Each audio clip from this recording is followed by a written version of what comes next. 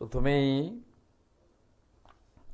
আমি কেন্দ্রীয় স্বরাষ্ট্র সমবায় মন্ত্রী অমিত শাহজিকে ধন্যবাদ জানাবো যে তিনি ভারত সরকারের এই গেজেটের মধ্য দিয়ে আমাদের সিএএ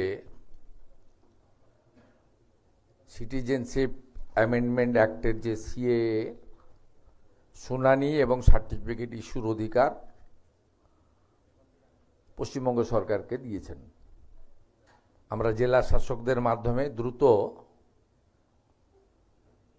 যে 2,30,000-এর মধ্যে 23,000 সার্টিফিকেট পেয়েছেন, 2,07,000 বাকি আছে এবং এখনও যারা আবেদন করেননি এর ফলে তারা করতে পারবেন এবং আমরা দ্রুততার সঙ্গে শুনানি সম্পন্ন করে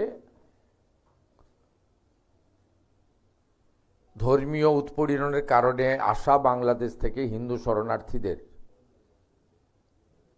সার্টিফিকেটও দিয়ে দিতে পারবো। এই অধিকার রাজ্য সরকার এখন আমার কাছ থেকে বুঝে নেবেন আপনারা, বিশেষ করে আমাদের হিন্দু শরণার্থী মতুয়া যারা দীর্ঘদিন ধরে আশায় ছিলেন, যারা আমাদের ক্ষমতায় বসিয়েছেন, এবারে সার্টিফিকেট আমার কাছ থেকে বুঝে নেবেন।